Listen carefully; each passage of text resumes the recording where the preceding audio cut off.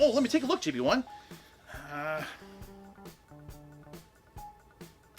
No, it's just another mermaid. Well, if it was easy to find GB1, it would be called the findable Nautilus. We're looking for the elusive one. I hear what you're saying, though. It's getting a little frustrating. That's actually a great idea. Our friends over at Metal Time sent us the Elusive Nautilus kit. Maybe if we make that and upload it into our sensors, we can actually find this thing. Oh, hey everyone, and welcome to Group Builders, the show where we create together. I'm your host, Disorderly Cone, and this is my friend GB1. In this episode, we're going to be taking a look at the Metal Time Elusive Nautilus and telling you everything you need to know to get this build operating correctly. Now, if you don't know about this, I'm actually extremely excited to build this build, not only because it was the flagship build of the original Kickstarter for Metal Time, but since then, this build has become quite synonymous with this brand.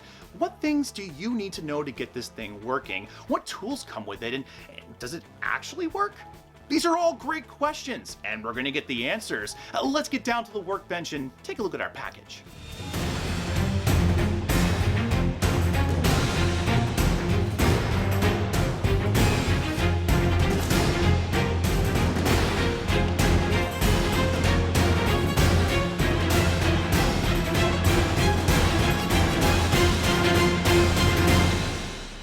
And boom, there we have it. All of our pages needed to build the Elusive Nautilus.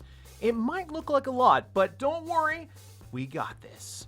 The first thing we're going to talk about is how to prep our pieces and get our gears all in order. Next, we'll talk about our cassette and how the sub is powered. Finally, we'll talk about the infamous eyelet and add the last little bits of detail. Groovers, we've built a few of these kits, so we know they come with tools, but I think we're going to need a few more. Let's check in with our tool expert on land. Timothy? Oh, you're building a sub from Metal Time, you say? Well, this time, Disorderly Cone, I think you have met your match. The tools I recommend to build the Nautilus are pliers, tweezers, a rasp, tapping punches, fondant tools, and a Bender 1.0 tool! Now let me get my popcorn to watch your failure! Thanks, Timothy. But do me a favor, save some popcorn. We got this thing. Now, as always, these are just our suggestions, and you really don't need anything but the tools that come in the kit to complete the build. But of course, having some extra things around will make everything a little bit easier for you. Alright, now we've looked at our instructions and we have all our tools. There's only one thing left for you to do, and that's to press that like and subscribe button. We're currently trying to get to 4,000 subscribers and really could use your help. No worries at all though, we'll wait here for you. It's just that red button there. Find any more mermaids over there, bud? Nope. Keep scanning, buddy. Oh, no worries. Take your time. It's just right there. Yeah, no worries. Yep. Limited air, that's all. Oh, thank you so much. I really appreciate it. We got all kinds of really cool builds coming up on the show, and to have you here, that's pretty awesome. All right, now, let's get down to the workbench and get this thing built. The Elusive Nautilus from Metal Time Workshop is a build that will test your ability as a model maker, but also reward those brave enough to attempt it with a model like nothing else out there. Let's get started with our first couple of pieces. Right off the bat, we have to talk about the importance of sanding all of our pieces. In our kit, we get a rasp. This rasp is used to sand all of our parts smooth as a baby's butt. After removing them from our sheets, of course. The little bits of metal that are left on our pieces are called burrs, and they are basically enemy number one in the metal model world. If we don't take care of these burrs on our pieces, we actually run the risk of having our entire model not work, and that's because these little pieces will get caught up on other parts. So even though I don't show a whole bunch of sanding in this video, I can't understate the importance. This goes double for all of our gear pieces too. Now, once all of our parts have been properly prepped, we can start putting them together.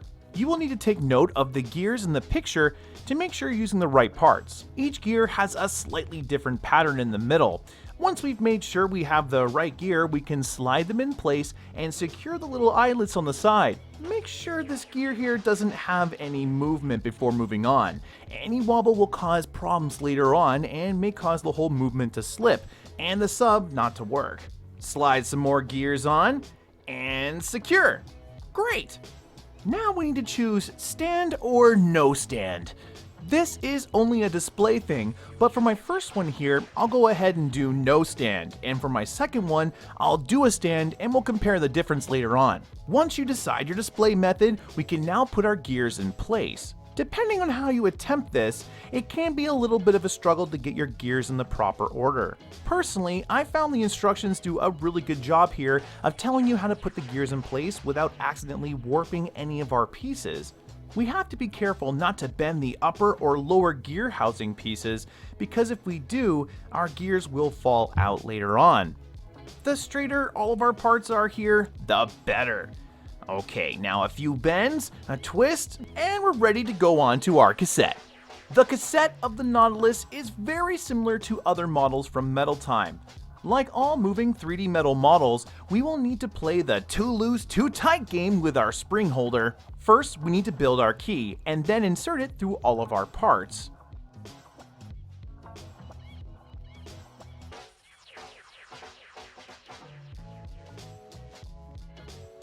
You may need to move this key around a little bit to get it all the way through. Once through, we need to secure all of our edges on the front part of the key. This is where we need to have it tight enough that it will hold it all together, but not tight enough that the spring can't wind and unwind. Once you feel you have the right mix, we can move on to our gearbox. Much like other models of this kind, these pieces are super important to get right because they'll be driving our model's power. Take note of the diagram and the part that you have.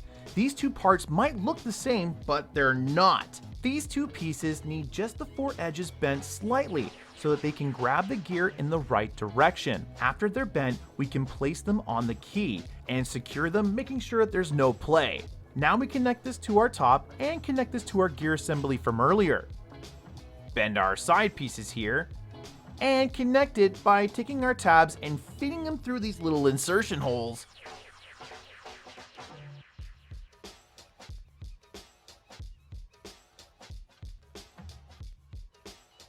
Looking pretty good! But now we need to talk about the infamous eyelet. Before I go too deep into this though, you might notice a different look here. That's because now I'll be doing all of our builds live, so you guys can see every single detail and struggle I do.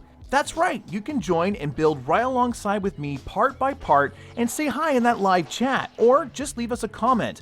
We do our best to get back to everyone, and I really hope to see you in the future. Now, on page 22, we encounter the hardest part of this model. It's a do or die moment, some would say. Why? Well, it all comes down to one eyelet. That's right, just one eyelet. When you get to this stage, you'll need to insert the weights and a small shaft with two gears that go between the eyelet on the wall and the hole on the hall support. Stop, stop, stop. Right now, put everything down. That little eyelet needs to remain 100% 90 degrees at all cost. No bending, no slight bending, nothing. This thing needs to be 100% 90. If it gets bent in the slightest, the whole sub will not run, and you'll be sitting here debating if you want to open the whole thing up again. Let's avoid that so you don't look like me. Now, to get this right, I would recommend not installing the frame support first. Instead, get the shaft in the eyelet first, then install the frame support. This should prevent any bending of this eyelet. Once everything is all installed, we'll need to test our sub. Does it move freely? If not, this is the time to fix it. After this, we'll be closing up our submarine, so double check everything before moving on. Now, let's get our details in place. Oh boy, time for our brass pieces. These guys are pretty straightforward, but they do give a nice finish to our submarine. I would recommend using a tool here to help us to get about the right shape. Then, once everything looks good, we can put it on top of the submarine and work it into place. be careful when pressing on our sub. The brass metal here is super soft and is easily misformed, so if you press too hard in any area, you might accidentally warp it, and also warp the metal underneath it, which might cause the submarine to stop working. So again, be very careful when placing all these little brass details. A couple of more twists, and I think we're going to be done here soon.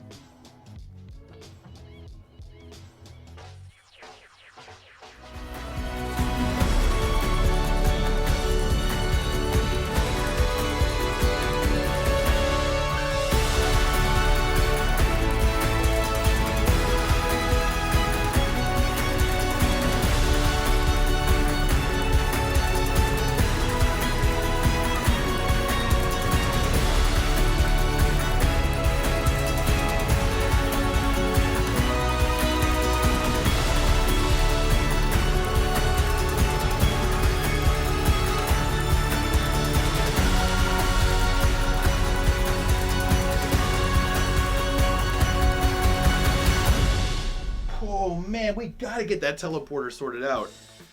And there we have it! The Elusive Nautilus in all of its glory. Yes, this build was a ton of fun to complete, and also a little bit complicated.